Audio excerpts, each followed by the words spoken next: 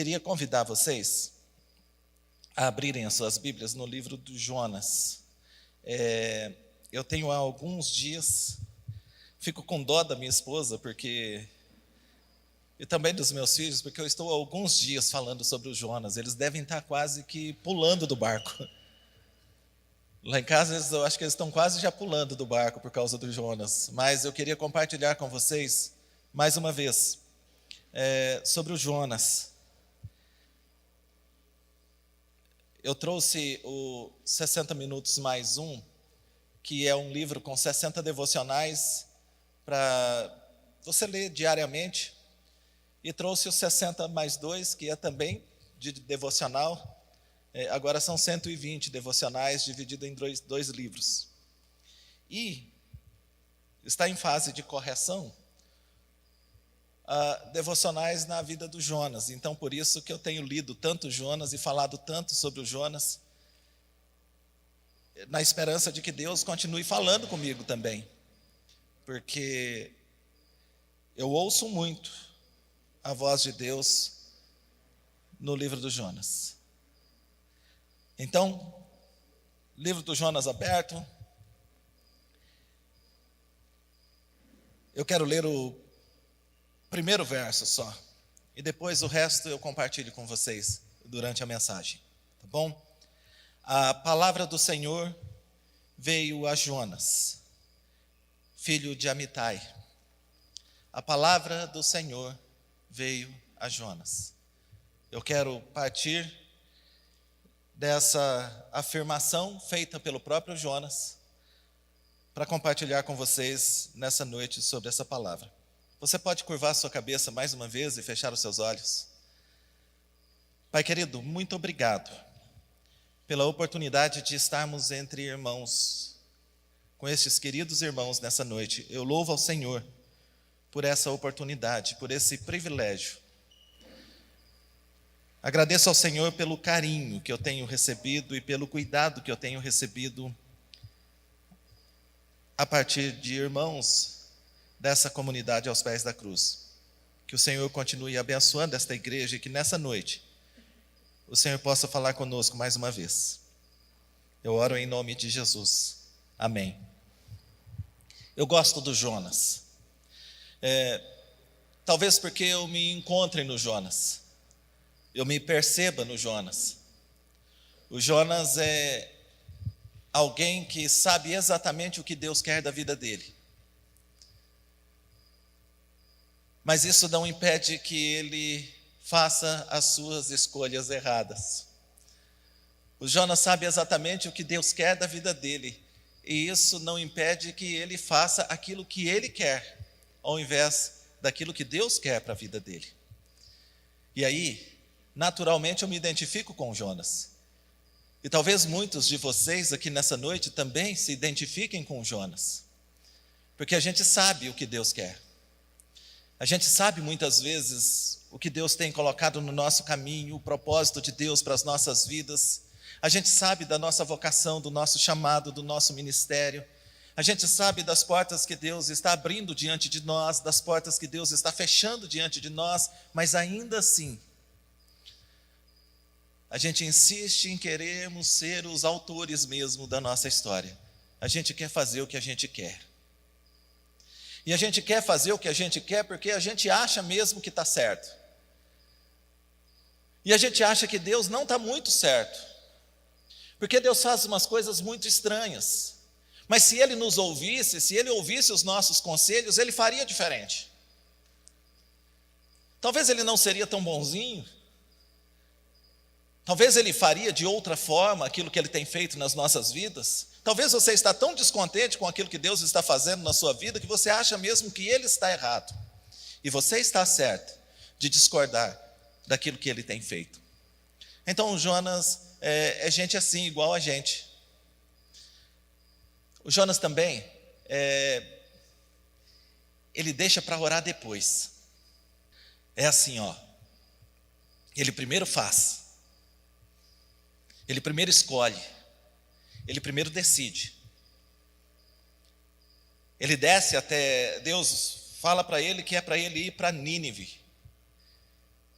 Ele então decide que ele vai para outro lugar. Ele simplesmente decide. Aí ele decide descer até Jope, ele decide comprar uma passagem para Tarsis, ele decide ir naquele navio, e ele vai tomando decisões, conforme a vontade dele. Mas quando tudo dá errado, ele vai orar. O bom é que Deus é bom, né? Depois disso tudo, Deus ainda ouve. Mas não seria mais fácil a gente orar antes de fazermos as escolhas? Não seria mais fácil nós orarmos para que tivéssemos força e disposição para obedecermos? Não seria mais fácil nós orarmos antes de casar, ao invés de orarmos desesperados depois à porta do divórcio? Não seria mais fácil nós orarmos antes de começar um empreendimento, de fazer um investimento, do que ter que orar depois desesperado para Deus não permitir que a gente perca tudo? Por que a gente deixa para orar só depois? Né? Por que a gente espera o leite derramar? E na realidade a gente não espera o leite derramar. Geralmente o leite derramava, agora nem derrama mais. Mas quando eu era mais criança, mais novo, lá no interior de Rondônia, espero que vocês saibam onde fica, lá em Presidente Médici, uma cidadezinha enorme, no interior de Rondônia, a gente ainda deixava caneca em cima da cerca e o leiteiro passava de carroça com os tambor de leite e colocava lá 1 litro ou 2 litros, depende do tamanho do contrato, né?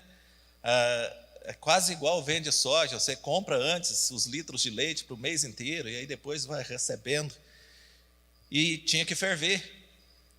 E aí a mãe falava, não deixa derramar. E você ficava lá vigiando aquele leite, mas o inimigo desde cedo, muito sagaz, desde sempre, na hora precisa, ele tirava a atenção da gente. E leite fervendo é uma tristeza, né? Basta você olhar para o lado, ele fica o tempo inteiro ali sem se mexer, olhando para você olhando para ele, ele olhando para você. Aí a hora que ele percebe que você não está olhando para ele, ele fala, agora eu derramo. Esse não vigiar faz com que a gente permita,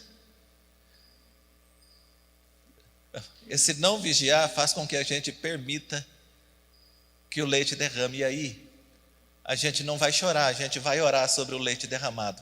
Por que a gente deixa sempre para depois? Esse é o Jonas. Por que a gente insiste? Por que a gente insiste em confundir a nossa justiça com a justiça de Deus?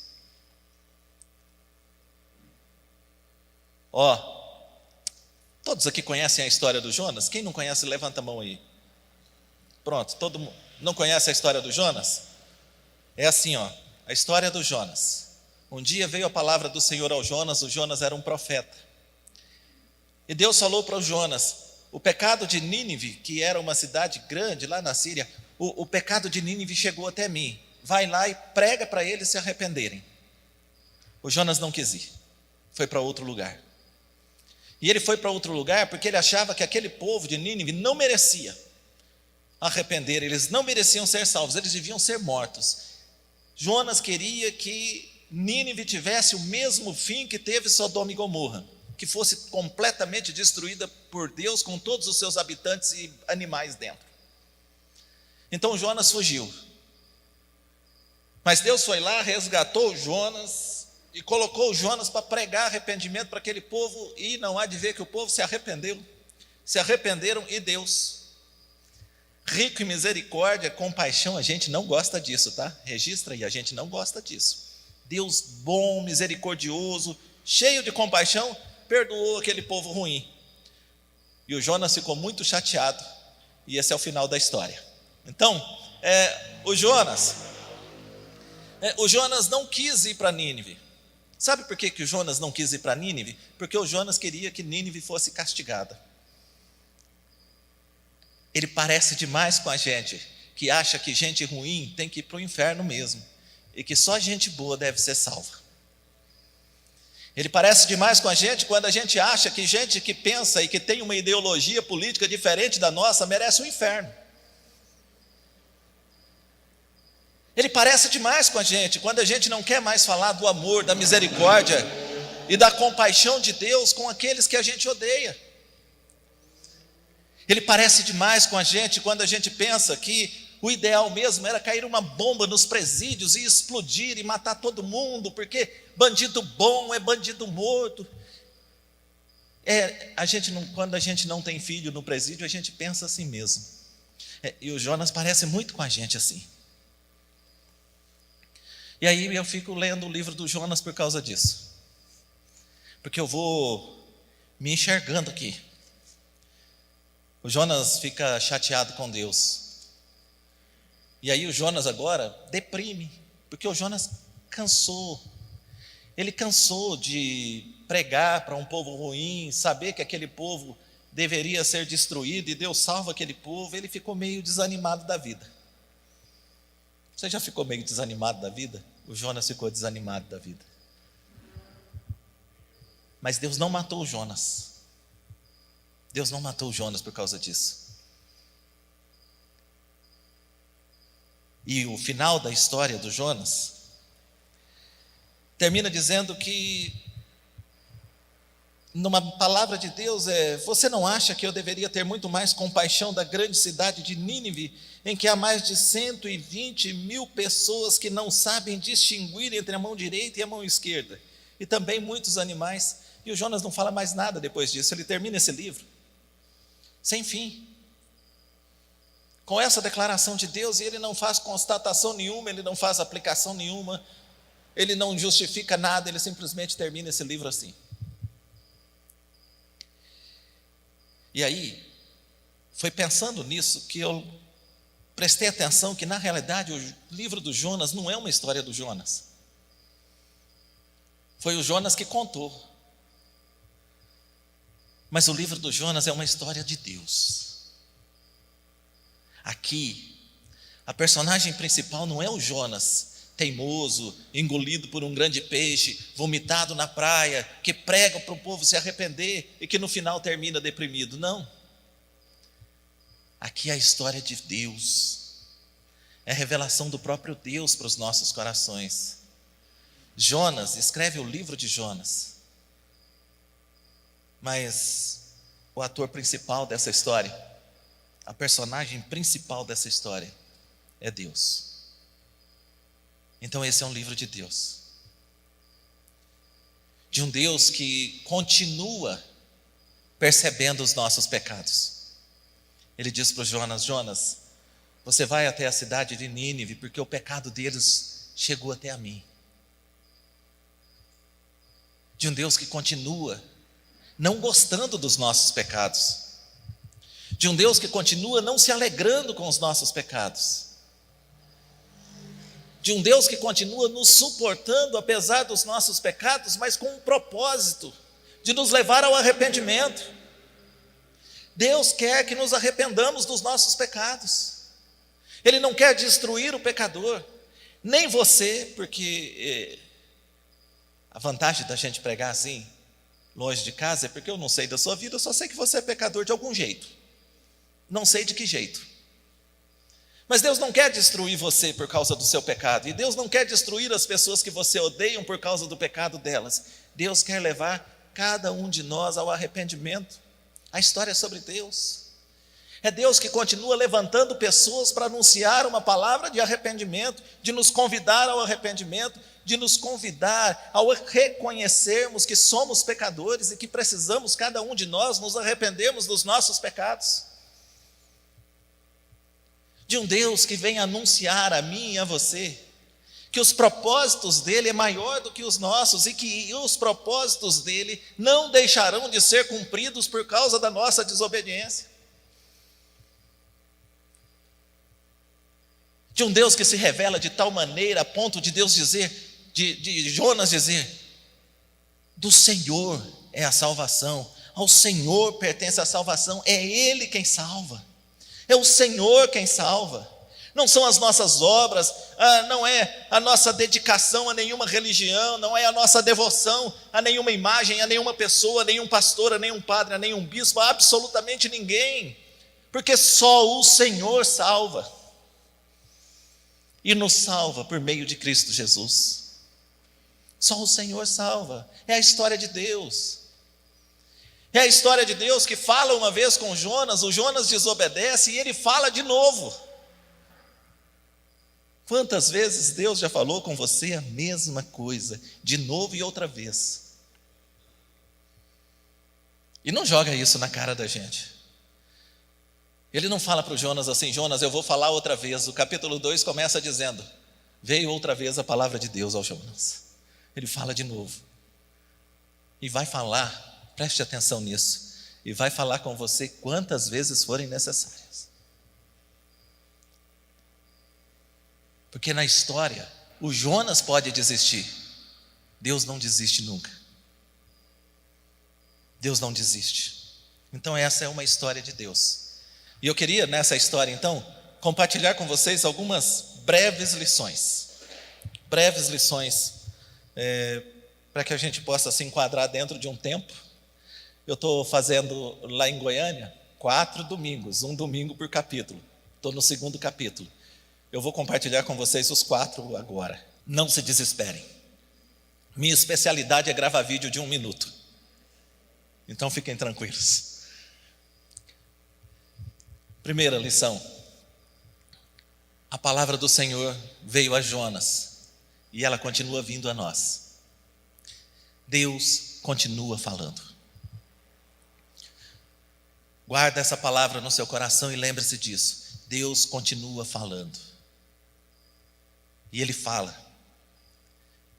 Falou aos profetas na antiguidade, falou através de Jesus Cristo, falou pelos apóstolos e fala pela palavra que deixou para nós, fala através da Bíblia e fala pela natureza e fala. Deus fala com a gente de tudo quanto é jeito que você pensar. Eu estava explicando para a Renata ontem à noite, porque para ficar ganhando presente dá muito trabalho, tá? Você tem que ficar até de madrugada explicando as coisas. Então, eu estava explicando para a Renata que Deus fala do jeito que a gente ouve. E Ele sabe do jeito que a gente ouve. E aí, a Cássia de vez em quando fala uma coisa que eu acho engraçada, não é feia não, mas é engraçada. Diz que criança tem ouvido, às vezes, criança só tem ouvido, fala bunda é feio no púlpito, né? Mas aqui na traseira. Porque criança às vezes parece que só ouve, o entendimento delas é com essa ameaça, né? A gente cresce e continua às vezes ouvindo só pela dor, ouvindo só nas horas de aperto, ouvindo pelo medo. Parece que cada um vai criando um jeito de ouvir. E Deus vai falando com a gente do jeito que a gente ouve. Se tem doído demais a vida para que Deus fale com você, fique mais atento, para que você não precise sentir tanta dor para dar atenção para Deus. Deus fala. E sabe de uma coisa que é muito interessante? Ele fala também através de você. Deus se comunica com esse mundo através da sua vida. Deus se comunica com esse mundo através do seu testemunho, através das suas ações e das suas reações. Deus comunica com esse mundo e fala através da sua vida, porque a Bíblia diz que nós somos uma carta viva de Deus enviada para este mundo. Aí, talvez uma pergunta que seria interessante você refletir sobre isso depois é: o que Deus tem falado com você e o que Deus tem falado através da sua vida com as outras pessoas. Quem nunca leu a Bíblia e só conhece você, o que ele ouviu falar e o que ele sabe a respeito de Deus?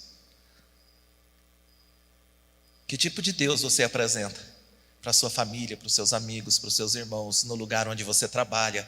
O que as pessoas que trabalham com você, o que os seus funcionários, ou o que os seus patrões, o que os seus amigos da faculdade, o que a sua esposa, o que o seu marido, o que os seus pais, o que os seus filhos sabem de Deus olhando para a sua vida?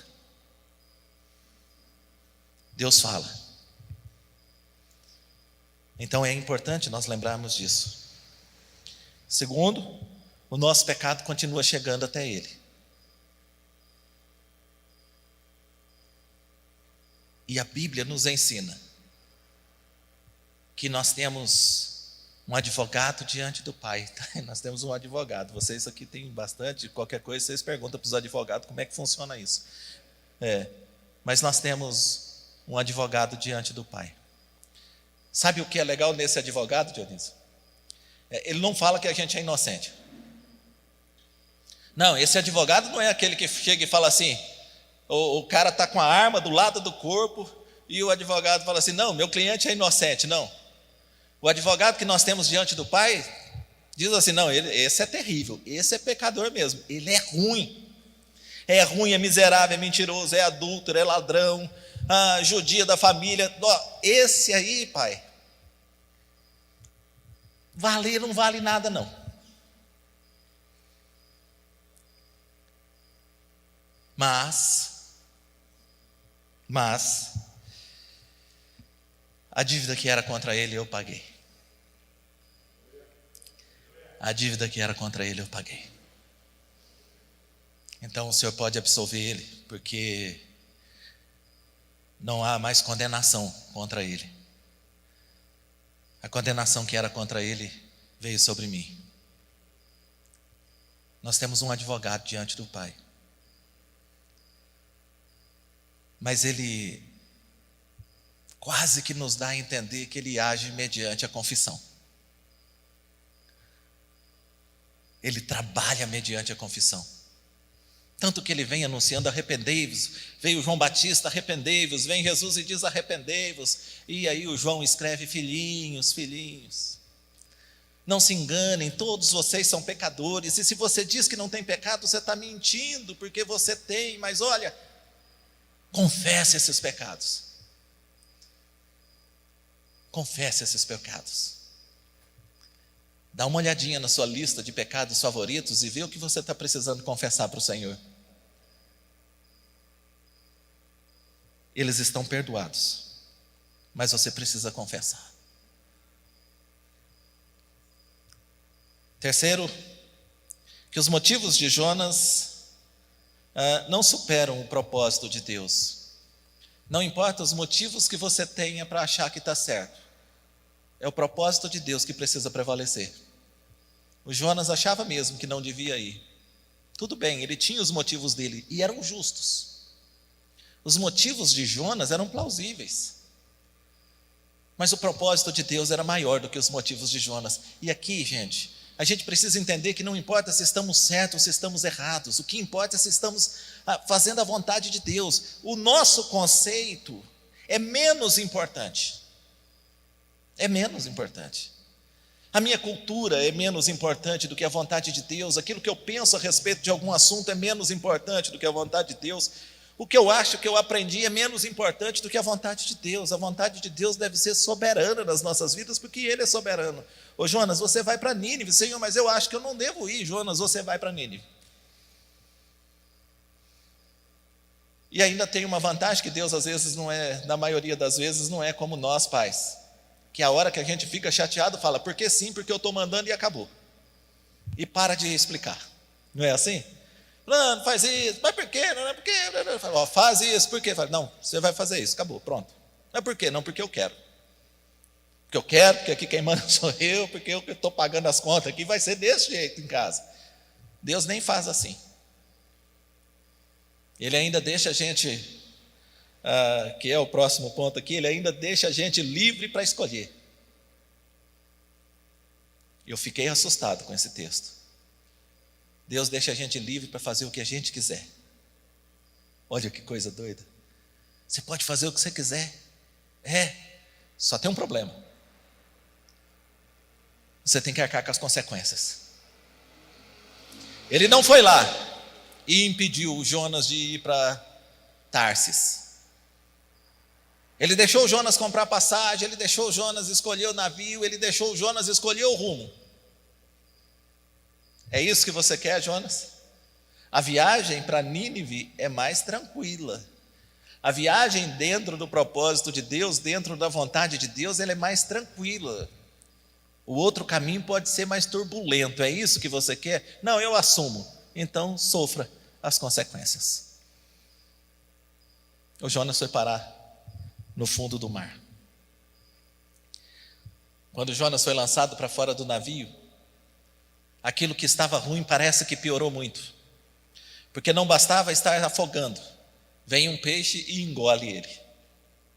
Não parece ser a pior coisa do mundo? Não parece que quanto mais o Jonas reza, mais assombração aparece? Já está ruim se afogar, ainda ser engolido por um peixe, que é uma tragédia atrás de tragédia. Pois é, não era. Aquilo que parecia ser a pior coisa que estava acontecendo na vida do Jonas era justamente a providência de Deus para livrá-lo. Escuta, acalma o teu coração, para você não estar reclamando da providência de Deus. Acalma o teu coração, porque às vezes tudo está dando errado, que é para não dar mais errado ainda. Eu dei um exemplo lá na igreja esses dias sobre isso. Não tem aquela compra que você quer fazer, ou aquele crédito que você precisa, e de repente aquele crédito é negado, e você fala assim: é o diabo botando a mão nas minhas finanças, é não sei o que, é o inimigo. Não é, gente. Às vezes é Deus livrando você de piorar a situação. Porque na maioria das vezes o cara já está endividado, vai atrás de mais crédito para ficar mais endividado ainda. Aquele que parece ser o fundo do poço, às vezes é o lugar mais seguro para aquele momento. Olha para a sua história. Muitos de nós temos o que temos porque um dia batemos o pé no fundo do poço e paramos de afundar. Tem gente que decidiu estudar depois que foi demitido e pensou que era o diabo fechando uma porta de emprego e era Deus abrindo a vida. Cuidado para não se queixar da providência como se fosse um castigo. Vale a pena em suas orações você se colocar diante de Deus e falar: Deus, o que é mesmo que o Senhor quer com isso? Porque está doendo, está ruim, mas se a minha vida está nas mãos do Senhor, eu preciso saber o que o Senhor está fazendo com a minha vida. Conta para mim. Vocês lembram da história do José? O José, que um dia os irmãos decidiram matar. E aí, no planejamento de matar, alguém tem uma brilhante ideia. Não vamos matá-lo, vamos vendê-lo, vamos jogar dentro da cisterna. Gente, a cisterna foi o grande livramento da vida do José. Eles queriam matá-lo. Agora o José estava no fundo do poço com a vida preservada. Cuidado. Eu tenho dito que boa parte das coisas que nós reclamamos hoje, um dia foram testemunhos que nós demos. Dá testemunho que Deus abriu uma porta de emprego, passa 6 meses, começa a reclamar do emprego que tem. Dá testemunho que Deus arrumou a metade da sua laranja, a tampa da sua panela, o amor da sua vida, não passa 15 dias, já está reclamando da esposa, ou está reclamando do marido. Ora para Deus dar um filho, e depois começa a se lamentar porque o filho está dando muito trabalho. Gente, deixa eu te dar um conselho. Para de reclamar daquilo que Deus te deu. Pede para que Deus te dê sabedoria para você administrar aquilo que Ele te deu. Mas para de reclamar daquilo que você testemunhou, que é bênção de Deus na sua vida. Porque da bênção de Deus a gente não deve reclamar. O Jonas fez o que fez. E o capítulo 2 começa dizendo que veio de novo a palavra de Deus ao Jonas. Se você ouvir essa palavra de novo, de outro jeito, em um outro momento, preste atenção e atine para a ideia de que Deus está insistindo em falar com você. Deus está insistindo. Deus dá novas oportunidades. Talvez tudo que você precise a partir dessa noite é entender que Deus está te dando uma nova oportunidade. Uma nova oportunidade para ser melhor do que você foi até hoje. Para ajustar as coisas na sua vida. Para ajustar as coisas no seu casamento, nas suas finanças, para ajustar o seu testemunho. Quem sabe essa pandemia não te tirou do lugar que você estava e agora está te devolvendo. Mas te devolvendo na praia como vomitado por um peixe, como uma nova oportunidade para você. Deus é Deus de recomeços também. Quase que um parênteses no meio do livro é: até os profetas se cansam. Então não fique assustado se você se cansar uma hora. A gente cansa mesmo. Às vezes a gente cansa da Bíblia, a gente cansa de igreja, a gente cansa de sermão, a gente cansa de música, a gente cansa de serviço, a gente cansa de tudo. A gente cansa. E geralmente essa não é uma hora boa para tomar decisão. Espera um pouco. Nós servimos a um Deus que renova as nossas forças. Fica quietinho. Está cansado? Fica quietinho. Não se movimenta muito quando você estiver cansado, não. Fica quietinho. O Senhor vai renovar as suas forças. E quando você abrir os olhos de novo para a palavra, ela será uma palavra renovada diante dos seus olhos. Quando você abrir os ouvidos de novo para o louvor, ele será um louvor renovado aos seus ouvidos. Quando você dobrar os seus joelhos e fechar os seus olhos para orar ao Senhor, você terá plena convicção de que Ele está presente. Calma, não se desespere. É Deus quem renova as nossas forças. E por último, é bom sempre a gente lembrar que esse Deus de compaixão, Ele salva. E aí esse é o propósito maior de tudo. O propósito maior de tudo, gente, não é prosperar a gente. Sabe, não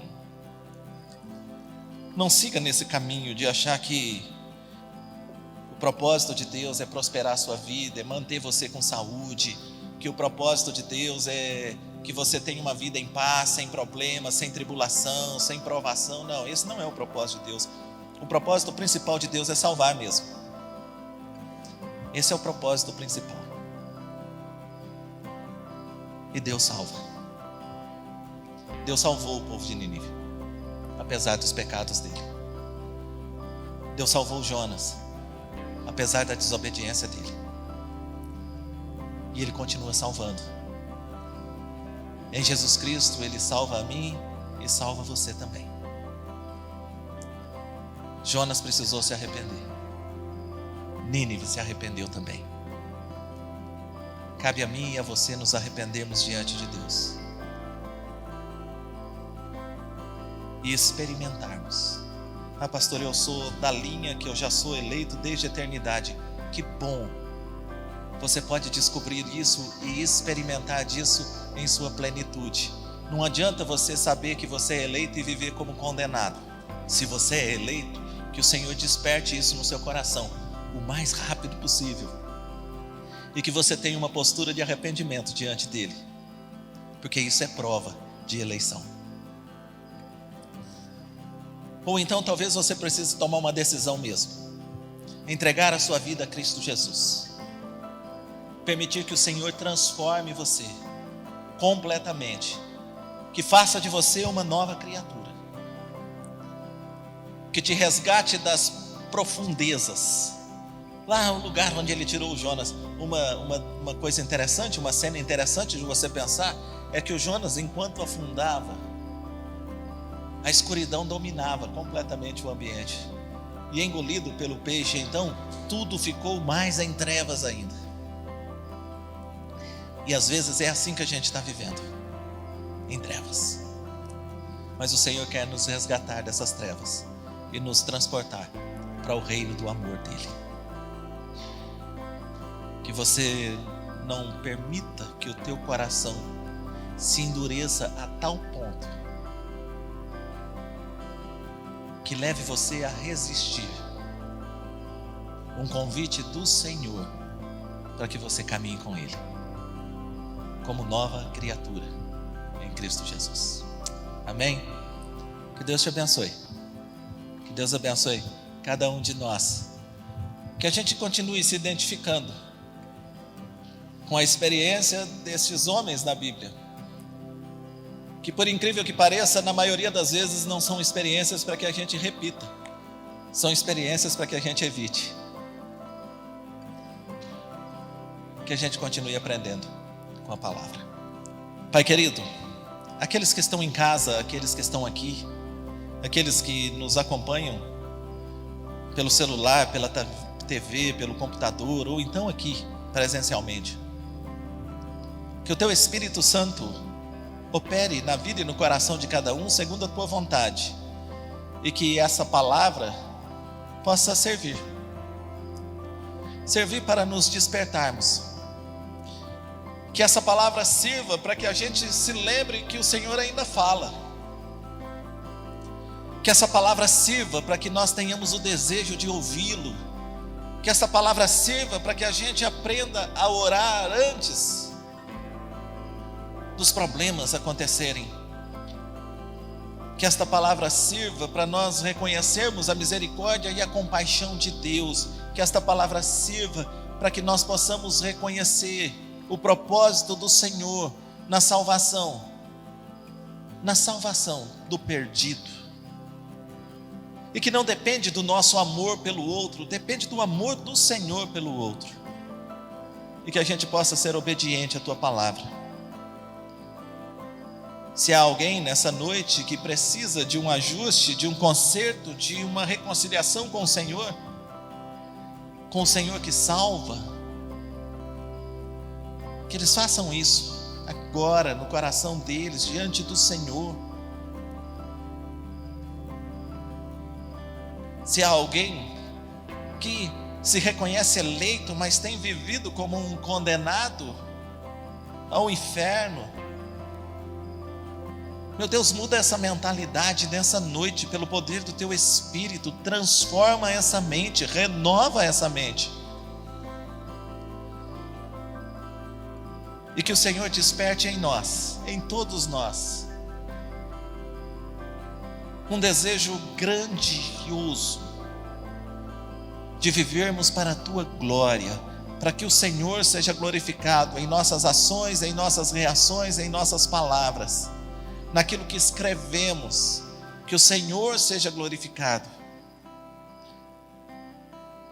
que a nossa fé não seja dividida entre deuses, mas que a nossa fé esteja firmada em Cristo Jesus, nosso Senhor e Salvador, que na cruz morreu por nós, mas que ressuscitou e vive e reina eternamente.